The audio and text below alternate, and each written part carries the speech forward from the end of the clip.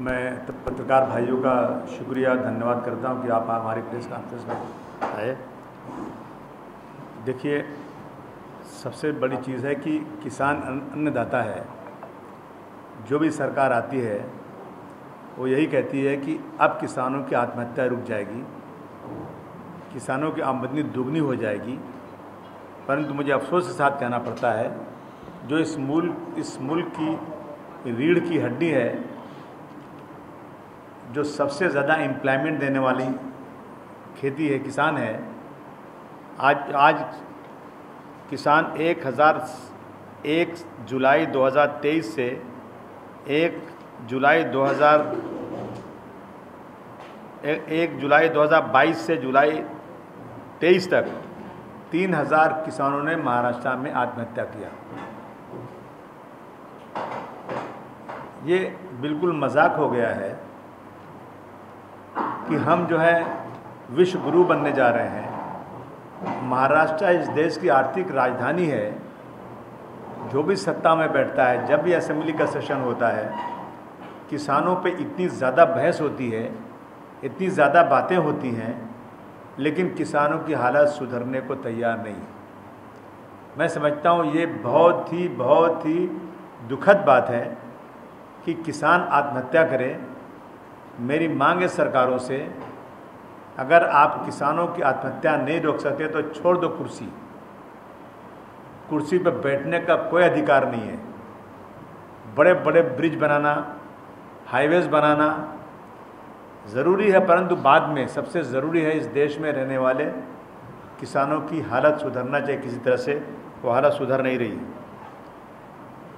मैं देख रहा हूँ कि महाराष्ट्र में ही हमने देखा कि लॉ एंड ऑर्डर की सिचुएशन बहुत ख़राब है। रिपोर्ट है कि महिलाओं के खिलाफ हर घंटे 5 दुर्घटना हो रही है।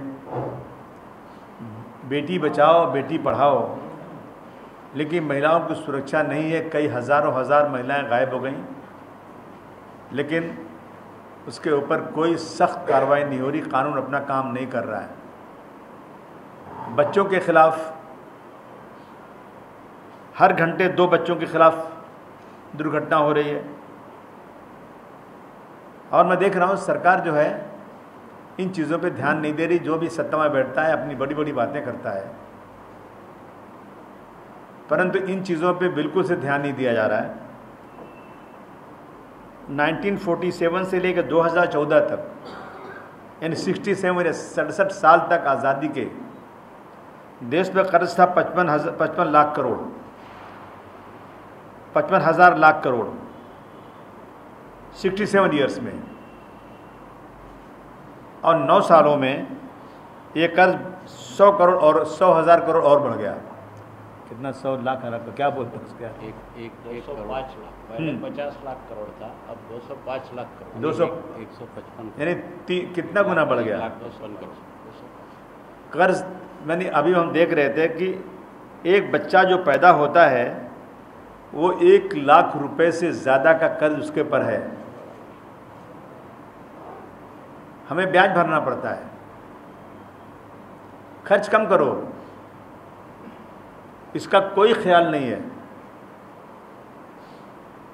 सैलरी कम करो मंत्रियों की, लोगों की सैलरी कम करो, एमएलए की सैलरी कम करो, जो पेंशन मिलती है वो कम करो, घर के लिए जो सुविधाएं हैं उसको कम करो। मंत्रालय में एसी जो है, जो अपने घर में लोग जाते हैं ना, तो जब घर में घुसते हैं तो लाइट जलाते हैं, चले जाते हैं तो बंद कर देते हैं। मंत्रालय सुबह शुरू होता है, चाहे मंत्री आवे या नहीं आवे, उसका एयर कंडीशन शुरू हो जाता है। गाड़ियाँ बहुत ज़ोर में चलती हैं, जितना चाहो पिटो। यानी इस पर कटौती करनी पड़ेगी। देश को बचाना है। और आज कहाँ जा रहा है देश? हालत ख़राब हो रही है देश की। गरीबी की रेखा से नीचे लोग बढ़ते जा रहे हैं।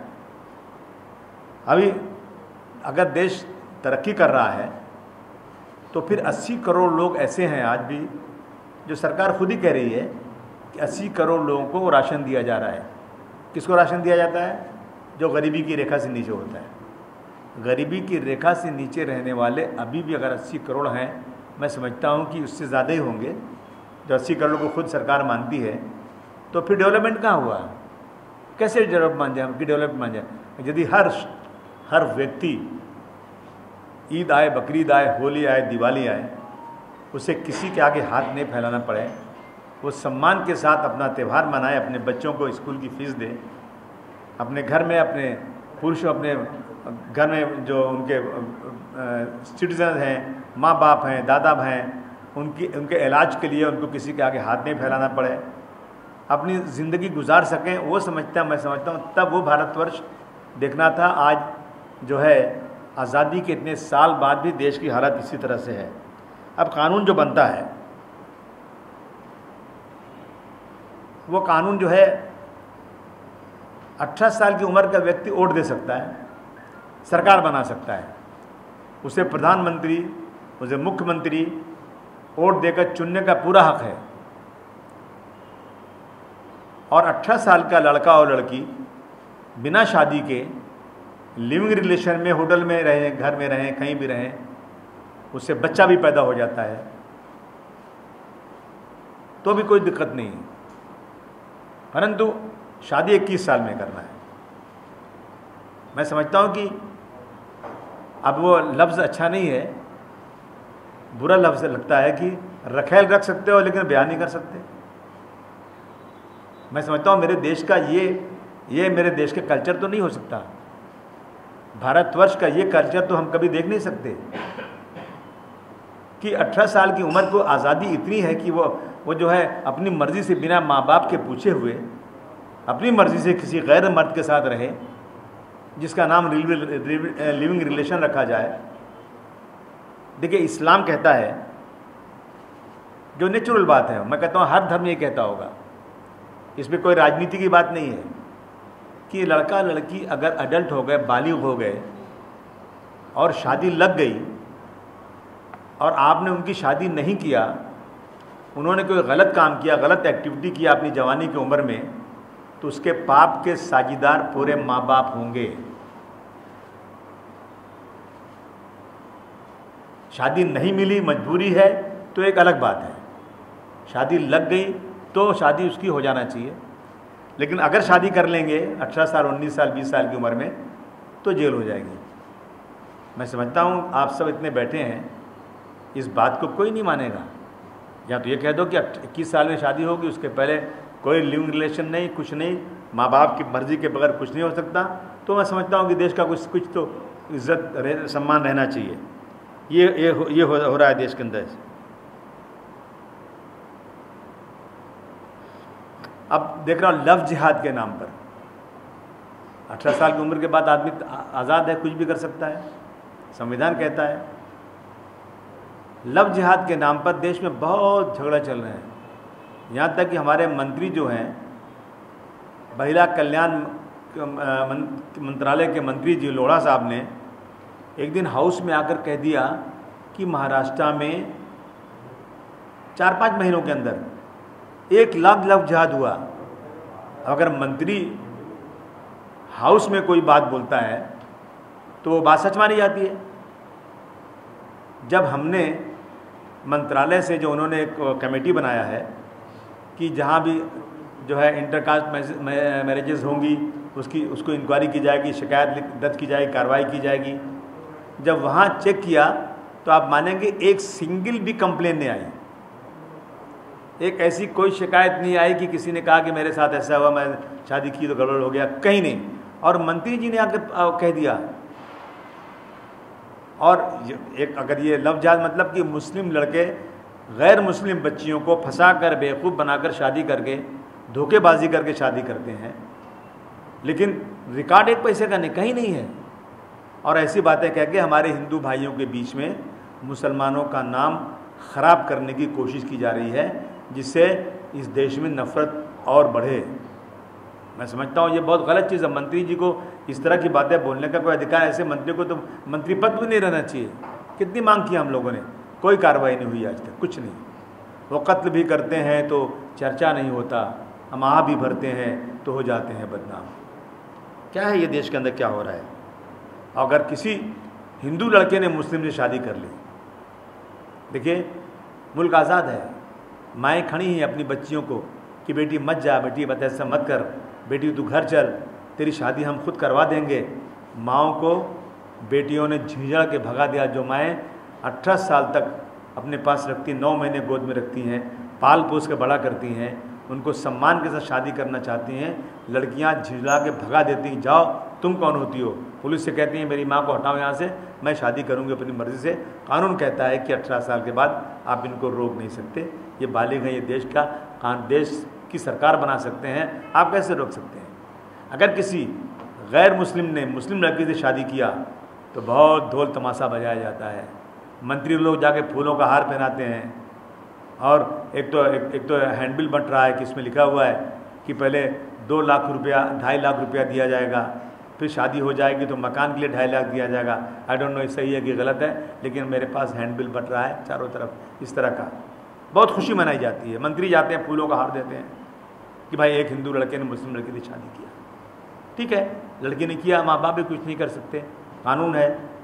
लेकिन अगर किसी मुस्लिम लड़के ने गैर मुस्लिम से शादी कर लिया तो उसकी जान की आफत है। जिस दिन शादी करेगा उसी दिन लड़की के पास जाकर ये कहा जाता है कि तुम बोल दे कि ये लड़का जो है ना अपना नाम हिंदू बताकर शादी किया मुझसे, और उसका घर गिरा दिया जाता है, उसको मारा जाता है। यहाँ तक कि हत्याएं भी हो गई हैं। नफ़रत की आग फैलाई जा रही है। इस देश में हिंदू और मुस्लिम भाई भाई की तरह से रहे हैं और शादियाँ बहुत हुई हैं।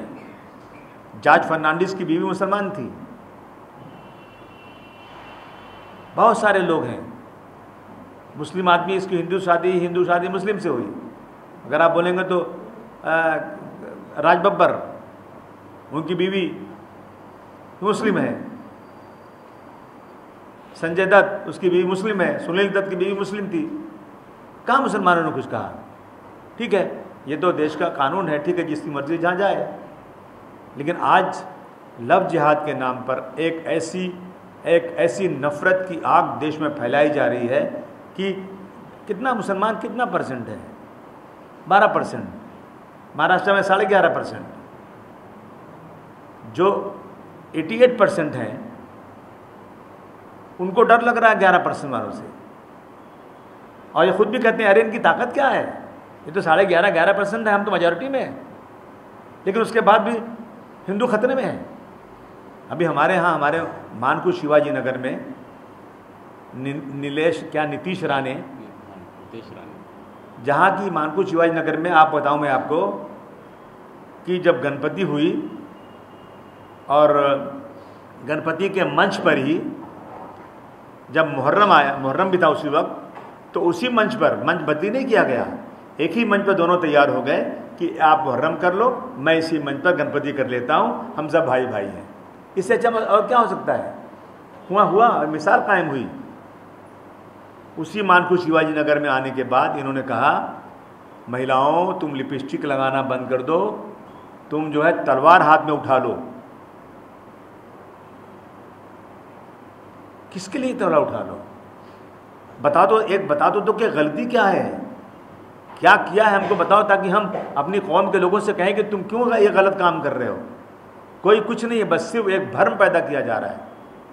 सकल हिंदू समाज आक्रोश रैली किस लिए निकाल रहे हैं?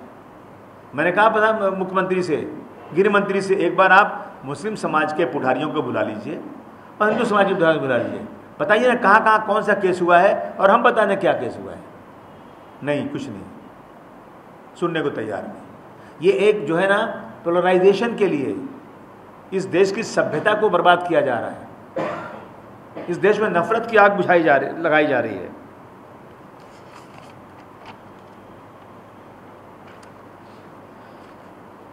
'91 में पूजा स्थल बिल आया था,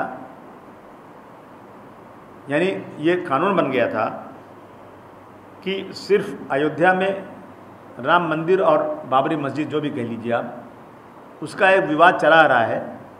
उसके अलावा जो भी पूजा स्थल जिस स्थिति में है 1947 में, उसी स्थिति में रहेगा, उसमें कोई बदलाव नहीं होगा।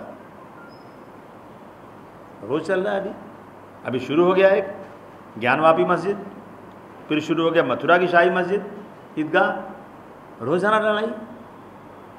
यानी किसी न किसी तरह से लोगों को जो है ना इस तरह पे परेशान करना है। और कोर्ट जाएंगे तो कोर्ट से क्या उम्मीद रखें? जब कोर्ट ने बाबरी मस्जिद के मसले में, सुप्रीम कोर्ट के जज ने 3 की बेंच ने कहा कि बाबरी मस्जिद जहां बनी है उसके नीचे मंदिर को तोड़कर बनाने का कोई भी निशान, कोई भी प्रूफ, कोई भी एविडेंस नहीं मिला। आप जजमेंट पढ़ लीजिएगा, उसमें लिखा हुआ है, नहीं मिला। और 1949 की रात को बाबरी मस्जिद में एक मूर्ति रखी गई, कहा गया रामलला प्रकट हुए हैं। प्रकट नहीं हुए तो रखा गया था, वो भी एक क्राइम था, ये लिखा है उसमें। और ये भी लिखा है जजमेंट में कि 6 दिसंबर 1992 को बाबरी मस्जिद का डिमोलिशन हुआ, ये एक क्रिमिनल एक्टिविटी थी, जैसा आपने लिखा है। लेकिन इस देश की मेजॉरिटी और आस्था तो सबकी अपने अपने धर्म पे होती है, चाहे मेरी गिनती 2 आदमी की हो, मुझे अपने धर्म से आस्था है और आपको अपने धर्म से आस्था है, मगर हम एक दूसरे के धर्म को बुरा तो नहीं कहते। आस्था के ऊपर अगर फैसले होंगे तो जो मेजॉरिटी के लोग हैं, मेजॉरिटी पे फैसले होंगे, तो फिर माइनॉरिटी को हमेशा ऐसे ही देखना पड़ेगा। मैं समझता हूँ ये देश के लिए बिल्कुल ठीक नहीं है।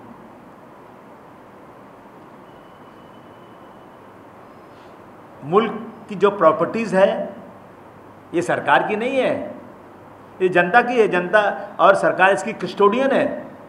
सरकार को इसकी देखभाल के लिए रखा गया है। जनता के पैसों से बनी हुई प्रॉपर्टीज़ की जो कस्टोडियन है, जिनके हवाले की गई हैं देखभाल के लिए, वो उसको बेच रहे हैं, बना नहीं रहे, बेच रहे हैं।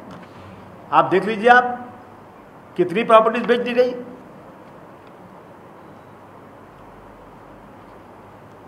Hindustan antibiotics limited, project and development India limited, engineering project India limited, Pavan Hans limited, VNR company limited, central electronics limited, cement corporation of India limited, Indian medical pharmaceutical limited, एलम steel plant, Badami steel plant, Durgapur steel plant,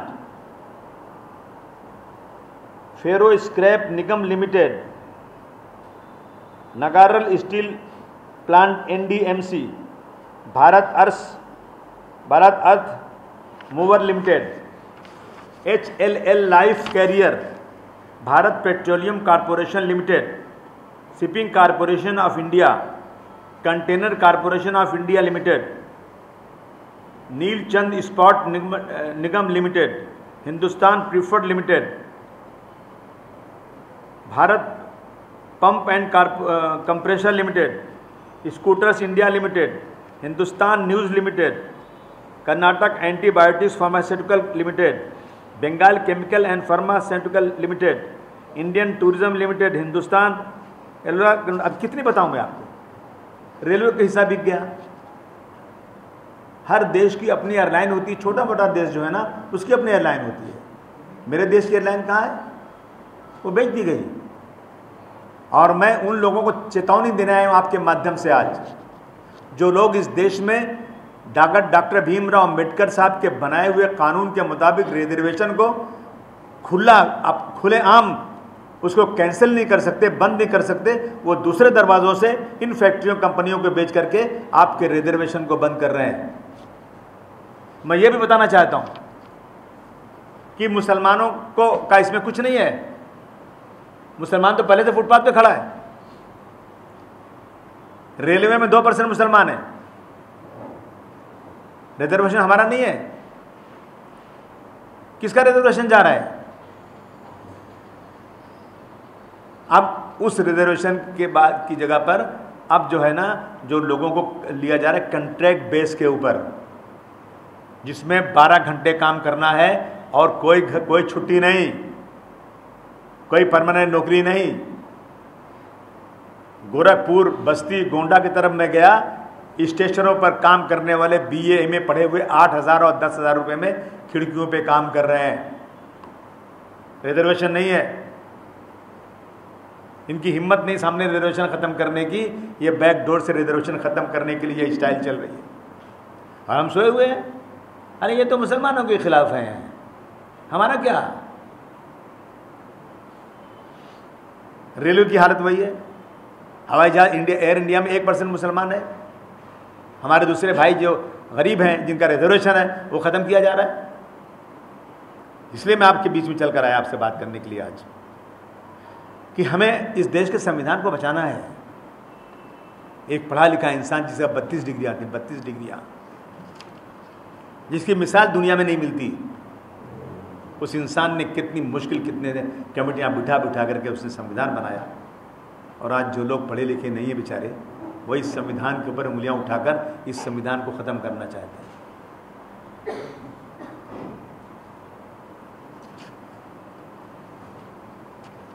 संविधान ख़त्म हो जाएगा। अभी तो ये मैंने जो बनाया है, जो लिस्ट मैंने दी थी, ये 2022 की है। उसके बाद कितना बिका मेरे पास लिस्ट नहीं है, अभी आपके पास होगी। आप नई चीज़ें बनाने के बजाय भेज दो, और फिर लोन पे लोन, लोन पे लोन। कारपोरेट लोन पिछले सालों में, पिछले 5 सालों में 10 लाख करोड़ माफ हुआ है? 10 लाख करोड़ कारपोरेट लोन माफ हुआ है। और किसानों को, बेचारों को, जो अन्नदाता हैं, जिनके पैरों में चप्पल नहीं, जिनके पास झोपड़ी ऐसी है कि बारिश हो तो पानी घुस जाए, आसमान की तरफ देखते हैं, बारिश नहीं हुई तो रोते हैं, और ज़्यादा बारिश हो गई तो परेशान रहते हैं। ऐसे किसानों को आज 5,000, 10,000, 20,000 के लिए आकर के साहूकार और बैंक वाले उनका घर बंद कर देते हैं और खेत ले लेते हैं। ये इस देश में हो रहा है। 2000 ये पिछले कारपोरेट का लोन पिछले 5 सालों में 10 लाख करोड़, 2014 से अब तक 14 लाख करोड़ माफ़ किया गया है। ये इस देश की स्थिति है दोस्तों। और जब हाउस में बात होती है ना, हम शिवाजी महाराज, साहू महाराज और डॉक्टर भीमराव अम्बेडकर के वसूलों पर चलने वाले लोग हैं। हम उनके मैं माफ़ी के साथ कहता, आप लोग जो सत्ता में बैठे हैं ना, उनके पैरों के धूल के बराबर भी नहीं है। अगर छत्रपति शिवाजी महाराज के बारे में इन्होंने कहा कि इनकी शताब्दी मनाई जा रही है और इनके साल भर शताब्दी मनाई जाएगी और शिवनेरी म्यूज़ियम बनेगी। मैंने हाउस में डिमांड किया है, पत्रकार भाइयों, छत्रपति शिवाजी महाराज का कैरेक्टर दिखाना बहुत ज़रूरी महाराष्ट्र।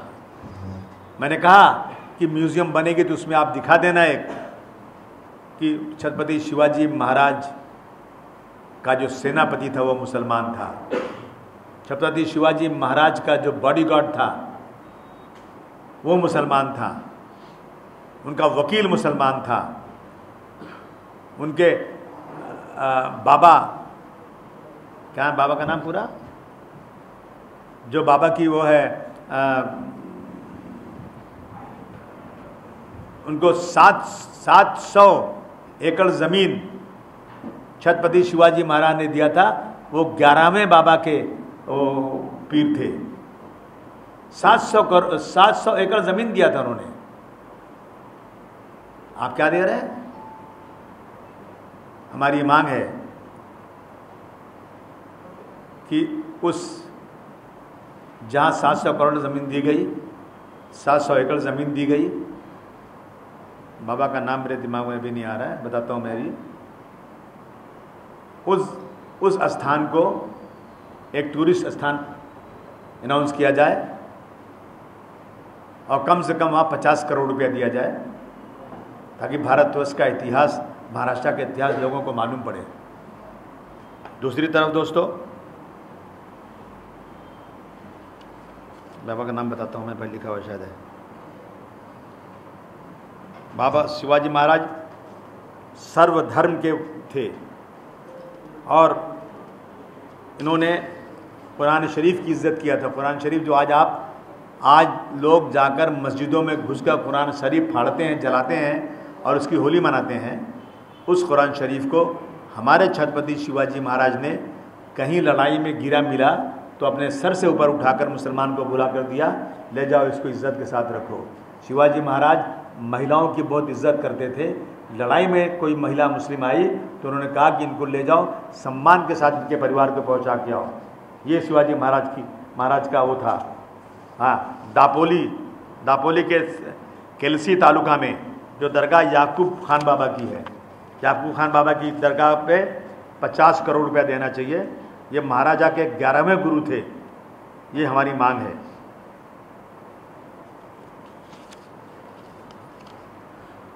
रिजर्वेशन का मसला बताऊंगा आपको। रिजर्वेशन जब अंग्रेज़ों की सरकार थी 1936 में, तो एक कमीशन बना था, उसमें 35% मुसलमानों का रिजर्वेशन था। पसमानदा मुस्लिम, जो मुस्लिम दबे कुचले हैं, एजुकेशनल, इकोनॉमिकल, सोशलिस्ट, इस तरह से जो दबे कुचले मुसलमान, उनका 35% था। आज़ादी हुई 1947 में। 1950 में जवाहरलाल नेहरू साहब, हमारे होम मिनिस्टर वल्लभ भाई पटेल साहब, 10 अगस्त 1950 को इन्होंने एक लेटर लिखा डॉक्टर राजेंद्र प्रसाद साहब को, जो इस देश के पहले प्रेसिडेंट थे, सदर जमहूरिया थे। उसमें लिखा कि इस देश में अगर किसी को रिजर्वेशन मिलेगा तो सिर्फ हिंदू को मिलेगा। ये वर्डिंग लिखी है उसमें, और किसी को भी रिजर्वेशन नहीं मिल सकता। एक लेटर के ऊपर पूरा रिजर्वेशन ख़त्म हो गया। सिख भाइयों को रिजर्वेशन बाद में, जब यूपी सिंह का मंडल कमीशन आया तो बहुत संघर्ष के बाद सिख भाइयों को मिल गया, लेकिन आज भी ईसाई, क्रिश्चियन को और मुस्लिम को रिजर्वेशन नहीं मिला। लड़ाई चल रही उस ज़माने से आज तक। अभी 2014 जुलाई में कांग्रेस और एनसीपी की सरकार ने एक ऐलान किया हाउस में कि 16% मराठा भाइयों को रिजर्वेशन और 5% मुसलमानों को एम्प्लॉयमेंट, नौकरी में और एजुकेशन में मिलना चाहिए। ये नोटिफिकेशन निकाला उन्होंने। उस नोटिफिकेशन के खिलाफ कुछ लोग गए कोर्ट में। कोर्ट ने कहा 16% मराठा भाइयों का रिजर्वेशन कानूनन नहीं मिल सकता, रिजेक्ट हो गया हाई कोर्ट से। और मुस्लिम लोगों का एजुकेशन में 5% रिजर्वेशन फौरन दिया जाए। जहाँ तक एम्प्लॉयमेंट का सवाल है, ये ज़ेर गौर है, बाद में देखेंगे, अभी इसका जजमेंट नहीं दे सकते। 16% रिजेक्ट, 5% पास। हम किसी का रिजेक्ट नहीं करना चाहते हैं। 16% आपने अगर दिया है, आप सरकार हैं, आपने बिना देखे वाले तो नहीं दिया होगा। आपके पास लॉ डिपार्टमेंट है, आपने सब चेक किया होगा तो कहा होगा, दिया होगा। लेकिन दोस्तों, प्रेस के भाइयों, कुछ लोग कोर्ट में गए और जब रिजेक्ट हो गया तो हमारी सरकार ने बहुत कोशिश किया और मुझे खुशी है कि मराठा भाइयों ने इनको लोहों का चना जमा दिया। ऐसा ज़बरदस्त आंदोलन किया इन्होंने कि सरकार घुटनों पे आ गई और सरकार ने 10% अनाउंस कर दिया। हमें खुशी है, हम मुबारकबाद देना चाहते हैं मराठा भाइयों को। लेकिन साथ में ये भी कहना चाहते हैं कि आप सिर्फ और सिर्फ, कहते हैं ना, केहनी में गुड़ लगा दिया, अब ये खा ही नहीं सकते सलाह, ये आते नहीं उधर। आपने अगर दिया है 10% तो कानून में बैठना चाहिए उसको। अगर नहीं बैठता है कानून में तो आप पार्लियामेंट में बिल लाइए और जो रिजर्वेशन का कोटा है उसे बढ़वाइए, और मराठा भाइयों को जो अनाउंस हुआ मिलना ही चाहिए। जहाँ तक रहा मुसलमानों का, उस पर बात ही नहीं करते। नोटिफिकेशन मैंने फाड़ दिया हाउस के अंदर। जब फायदा ही नहीं तो क्या मतलब इसका होता है? यानी जानबूझकर आप मुसलमानों के साथ ये ज्यादती कर रहे हो। क्या मतलब इसका? हमने कहा था कि एक इंसान की बदन है, हम इस मुल्क के 5वां हिस्सा हैं। अगर इंसान को ऊपर से काट दिया जाएगा वो मर जाएगा, नीचे से 5वां हिस्सा काट जाएगा लूला हो जाएगा, बगल से काट दिया जाएगा वो आदमी भी लूला हो जाएगा, चल फिर नहीं सकता। तो हमारा देश उन्नति करना है तो समाज के हर घटक को, जो भी डॉक्टर भीमराव अंबेडकर साहब का कानून है उसके मुताबिक उसको इंसाफ मिलना चाहिए। बस आखिर में एक बात बोलना चाहता हूँ दोस्तों, आज देश में हेट स्पीच की रवाज हो गया, फैशन हो गया है। सरकारों को सोचना चाहिए। सुप्रीम कोर्ट ने कहा क्या सरकार नपुंसक हो गई है? ऐसे अल्फाज इस्तेमाल करना पड़ा सुप्रीम कोर्ट को। और ये कहा सुप्रीम कोर्ट ने अब किसी को कोई शिकायत करने की ज़रूरत नहीं है, किसी व्यक्ति को जाकर एफआईआर करने की ज़रूरत नहीं है। पुलिस को सो मोटो केस लेते हुए तुरंत जहाँ भी ऐसी स्पीच होती है उस पर कानूनी कार्रवाई करो। नहीं हो रही कानूनी, हो ही नहीं रही। अभी आगे देखिए, एक चैंपियन है जो आदमी इसमें बोलने में, राजा सिंह, कोई एमएलए हैं यहाँ के तेलंगाना के। अरे वो तो कैसी कैसी बातें बोलते हैं आकर के, बोल रहे हैं। चले कई सैकड़ों उनके ऊपर एफआईआर हो चुका है, लेकिन उनको कोई डर ही नहीं, बोलते जा रहे हैं। अब आजकल नया हमारे यहाँ निकले नारायण राणे के लड़के साहब, ये रोज़ाना जाकर इलाकों में सिर्फ हिंदू मुस्लिम भड़काओ और राजनीति करो, हिंदू मुस्लिम भड़काओ राजनीति करो। मैं इलेक्शन कमीशन से और देश के सुप्रीम कोर्ट से कहना चाहता हूँ कि धर्म को राजनीति से अलग कर दिया जाए। धर्म का काम है मौलवियों का और साधु संतों का, और देश को चलाने का काम है नेताओं का। किसी ने कहा उस दिन, पहले नेता लोग पार्लियामेंट में रहते थे और साधु लोग मंदिरों में और मस्जिदों में रहते थे, लेकिन अब साधु लोग और मौलवी लोग आ गए हैं पार्लियामेंट में और पार्लियामेंट के लोग आ गए मंदिरों में। कैसे देश चलेगा? ये हालत है। अभी आपने जो मेरी मांग है सरकार से कि जो भी आंदोलन हुआ किसान इसका मराठा समाज का, गाड़ियाँ जलाई गई होंगी, कुछ पत्थर चलाए गए होंगे, ये लोग क्रिमिनल नहीं हैं, ये जज्बाती हैं, अपने एक हक की लड़ाई लड़ रहे हैं। ये किसी का मर्डर करने नहीं आए थे, किसी को जान से मारने नहीं आए थे, कुछ लूटने नहीं आए थे। ये अपनी डिमांड के लिए सरकार हमारी डिमांड मान जाए, उसमें कुछ उन्होंने एक्टिविटी किया, उन सब का एफआईआर, सब पे एफआईआर हुआ, लेकिन किसी की गिरफ्तारी नहीं हुई है। सरकार से मांग है मेरी, इस सारे एफआईआर को रद्द करके कोई गिरफ्तारी नहीं होना चाहिए, क्योंकि ये क्रिमिनल लोग नहीं हैं। अगर आप इनको क्रिमिनल इस तरह से चलाएंगे तो पुलिस जो आज बार चल रहा है, जो आज जो है मर्डर हो रहे हैं, रेप हो रहे हैं, महिलाओं के साथ हो रहा है, पुलिस को आप बिजी कर दोगे ऐसे कामों में, वो काम कौन करेगा? आप इन एफआईआर को रद्द कीजिए। और उसी तरह से अमरावती में, मालेगांव में, नांदेड़ में, मुंबई में जब भी कोई हुजूर सल्लल्लाहु अलैहि वसल्लम के ख़िलाफ़, कुरान शरीफ के ख़िलाफ़ या किसी भी देवी देवता के ख़िलाफ़ कोई भी कुछ बोलता है तो लोग आस्था के तौर पर सड़क पर निकलते हैं, तो उन पे आप 307 लगा देते हो।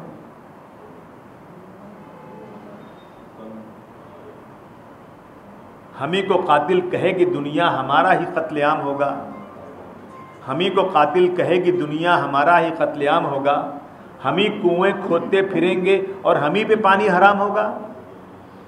मुझे ये डर है कि इस सदी में अगर यही जहनियत रही तो ना कोई अब अब्दुल हमीद होगा, ना कोई अब अब्दुल कलाम होगा। मैं इस देश के सम्मान के लिए कहना चाहता हूँ कि हेट स्पीच बंद की जाए। चाहे कोई भी व्यक्ति हो, किसी के खिलाफ, किसी धर्म के खिलाफ बोलने का उसे कोई अधिकार नहीं है। मैंने एक बार ने 50 बार हाउस में कहा है, मैंने एक बार ने 50 बार होम मिनिस्टर और मुख्यमंत्री से कहा है कि सर प्लीज़ एक ऐसा कानून बना दो। आतंक किसको बोलते हैं? डर का माहौल जो पैदा करता है जो जनता में एक भ्रम पैदा कर देता है, दैट इज़ आतंक। एक ऐसा कानून बनाइए कि अगर कोई व्यक्ति किसी के धर्म के खिलाफ, किसी व्यक्ति विशेष, छत्रपति शिवाजी महाराज या डॉक्टर भीमराव अंबेडकर या किसी नबी या किसी पैगंबर या किसी वेद या कुरान शरीफ के खिलाफ एक भी अपमानित शब्द बोले, उसे आतंकवाद के केस में बंद करके 5 साल तक जेल के सलाखों में डाल दो। 50-70% लॉ एंड ऑर्डर की सिचुएशन देश में ख़त्म हो जाएगी। ये हमारी डिमांड है। ये चीज़ें लेकर हम, भाईचारगी का पैगाम लेकर हम, डॉक्टर भीमराव अंबेडकर के बनाए हुए संविधान का पैगाम लेकर हम दरवाजे जाते हैं, लोगों को समझाते हैं कि नफरत छोड़ो, प्यार मोहब्बत बढ़ाओ, मंदिर में घंटी बजे, मस्जिद में अजान हो और सब इस देश की गीत गाएं। यही समाजवादी पार्टी का उद्देश्य है, इसीलिए आज आए हैं आपके पास। आजमी साहब, मेरी 2 सवाल हैं। जी। दिवंगत कहा था, अभी आपने महिलाओं के सम्मान की बात की जी, लेकिन उन्होंने अपनी स्पीच में कहा था कि रेप होते रहते हैं, बलात्कारी वो बच्चे हैं, उन्हें माफ कर देना चाहिए। मेरा ये पहला ये सवाल है महिलाओं के लिए, और दूसरा ये है की देशाच्या जडणघडणीमध्ये समाजवादी पक्षाचं काय योगदान आहे? मला या दोन प्रश्नांची। देखिए ऐसा है कि वही मुलायम सिंह यादव जी ने जिस महिला का रेप हुआ था फूलन देवी का, जो एक दबे कुचले समाज की थी, उसको जेल से निकालकर पार्लियामेंट तक पहुंचाया। मैं इसका कभी समर्थन नहीं करूंगा कि रेप का कोई समर्थन करे, कभी नहीं। अब किस उस पर बोला उन्होंने ये वही बता सकते हैं, लेकिन हम सब समाजवादी लोग कभी भी किसी के रेपिस्ट का हम कभी समर्थन कर ही नहीं सकते। समाजवादी पार्टी का देश में योगदान ये है कि देश के सबसे बड़े राज्य में समाजवादी पार्टी से 3 से 4 बार सत्ता में रही है, और किसानों की पार्टी मजदूरों की पार्टी है। जब मुलायम सिंह यादव जी सत्ता में थे तो किसानों के लिए जितना काम किया शायद किसी ने आज तक नहीं काम किया।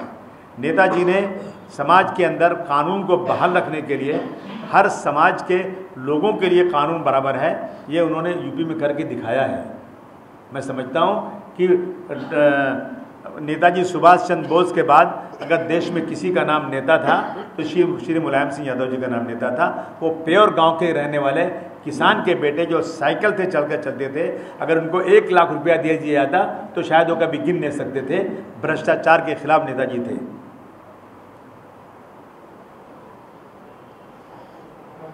जी, आपके ऊपर अभी आरोप लगाया जा रहा है कि 2000 करोड़ का आपने टैक्स चोरी किया है। बिल्कुल गलत है। ये सब आरोप जो लग रहे हैं बिल्कुल गलत तरीके से। मैंने कोई चोरी नहीं किया है। इनकम टैक्स में केस है, मैं सब निपट लूँगा, कोई गलत। ये सब पूरी की 2000 करोड़ मेरे पास कौन सी ऐसी प्रॉपर्टी है इसमें 2000 करोड़ का टैक्स लग जाएगा? सब झूठ है, बिल्कुल झूठ का पुतला है। ये कुछ सड़क छाप अखबार वाले बिना इन्फॉर्मेशन के छाप रहे हैं। मैं उनका जवाब देकर उनको बड़ा नहीं बनाना चाहता हूं, वरना मैं भी केस फाइल आज करूंगा, फैसला 20 साल में हो, क्या फायदा? नोटिस तो मैंने मार दिया उनको।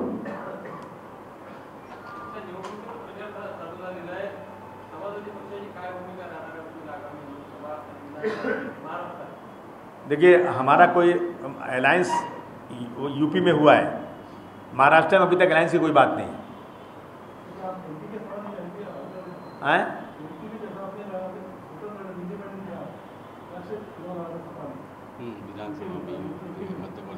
हाँ, अभी तय नहीं हुआ ये, तय नहीं हुआ, लेकिन लगता मुझे कि मैं अलग से भी लड़ सकता हूँ। तैयारी कितने सीटों तक की है फिर अलग से लड़ने? देखिए पार्लियामेंट की हमारी ज़्यादा तैयारी नहीं है। हम पार्लियामेंट में ज़बरदस्ती कोई बात करें, अभी हमारी तैयारी नहीं है। अभी हम इससे बात कर रहे हैं, वर्कर से मुलाकात हो रही है, लेकिन असेंबली की हमारी पूरी तैयारी है।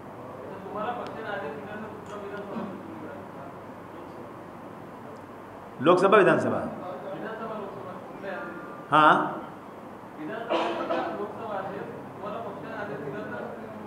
मेरे पक्ष ने मुझे आज़ाद कह रखा है कि महाराष्ट्र की राजनीति में जो अच्छा हो करवाओ।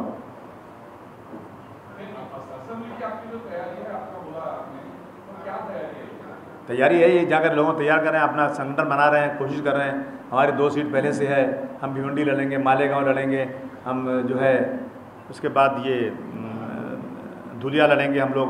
इसी तरह से हम 8-10 सीटों पे हमारी तैयारी ऐसी है कि जिस पे हम लोग चुन के आ सकते हैं। हम वोट काटने का काम नहीं करना चाहते, हम चुन के आना चाहते हैं।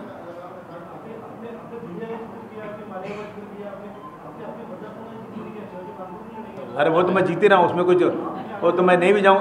मैं अपनी बात नहीं कर रहा हूँ भाई, मैं मेरे और क्या करता हूँ बात कर रहा हूँ। मेरे और उम्मीदवार नहीं, मैं अकेले लड़ूँ सब जगह। अरे जो है उनके बारे में मेरा नहीं, वो जो है वो तो है ही है, वो तो कोई ले नहीं सकता वो। आज भी साहब, आप राज्यसभा के इलेक्शन के बारे में कुछ कहना चाहेंगे? आपका कैंडिडेट हार गया वहाँ पे। हाँ, वो क्या करें, अभी आजकल की सिचुएशन ऐसी है कि कुछ बोलने में डर लगता है। ऐसा है ना कि हमारा कैंडिडेट हार गया, हमारे कुछ लोग चले गए दूसरी पार्टी में।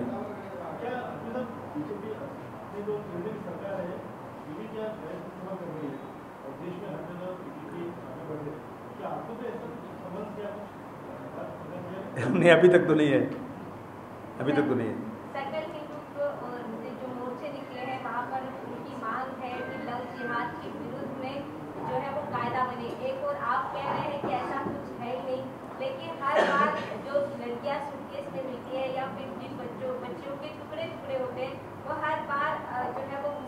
नहीं। सामने आते हैं, फिर क्या कहते हैं? आप एक पत्रकार हो गए ऐसी बात करेंगी तो मैं कहूँगा आपको मालूमात ही नहीं है। एक मैटर हुआ था बॉम्बे में, वो इसके लड़के का नाम क्या था? पारसी था तो पुणे वाला जो था, पूना वाला नाम क्या था? सद्दा वालकर वाला जो केस हुआ, हाँ हाँ, नाम बताओ। पूना वाला वालकर सरनेम पुना वाला। नहीं सर ने पुना, नाम उसका मुस्लिम था कुछ है। आफ्ताब आफ्ताब। मैडम जी, मैं आपकी जानकारी दे दूं कि आफ्ताब पूना वाला जब हुआ ना तो पूरे देश में कोहराम मच गया कि मुसलमान करता है, लेकिन जब मालूम पड़ा ना तो आफ्ताब पूना वाला मुसलमान नहीं था, पारसी था। और दूसरा केस बता दूं आपको मैं, एक होटल का मामला हुआ था जिसमें नॉन मुस्लिम ने मुस्लिम लड़कियों को काट काट के फेंक दिया था।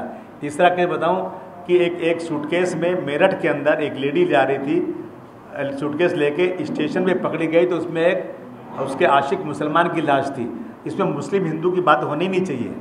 बात ये होना चाहिए कि कैरेक्टर किसी का भी ख़राब हो सकता है, किसी का भी अच्छा हो सकता है, लेकिन जब आपकी बात आती है दूसरे की तो आप उसको छुपा देते हैं। मुसलमान की बात आती है, अच्छा मुसलमान पाकिस्तान जिंदाबाद बोलता है, चारों तरफ ही बातें चलती हैं।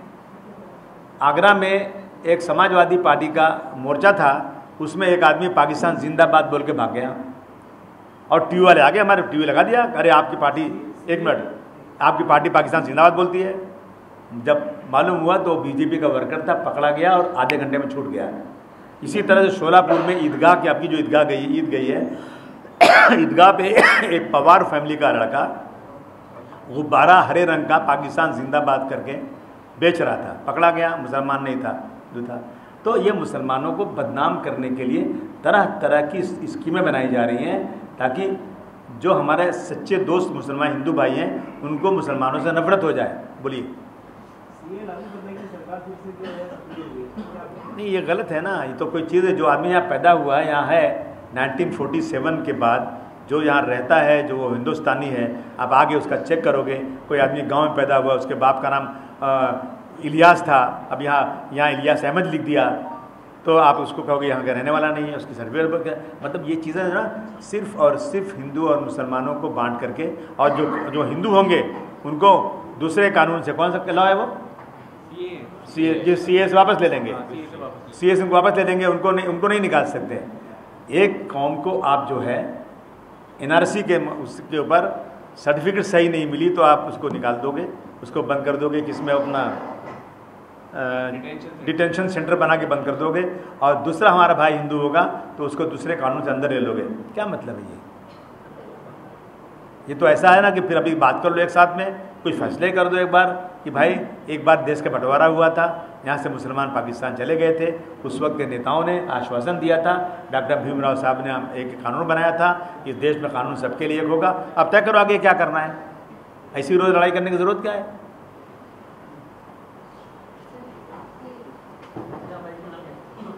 एक और सवाल है सर, हमने कई जो है वो मुसलमानों के अधिवेशन किए हैं, पूरे मतलब पूरा जनगण मन पूरा गाया जाता है, लेकिन भारत माता की जय नहीं बोला जाता है। फिर ऐसे वक्त हम क्या कहेंगे और क्या सोचेंगे, और आप क्या सोचेंगे?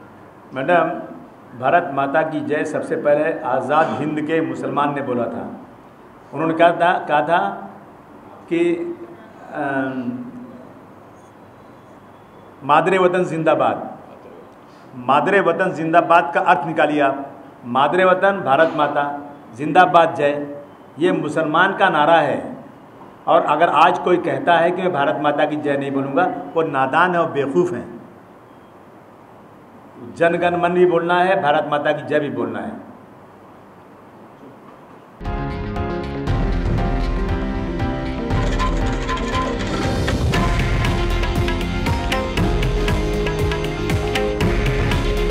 हे आहे देशातील नंबर 1 न्यूज नेटवर्क आणि आपण पाहत आहात TV9 मराठी। काळजी तुमची, हित महाराष्ट्राचं।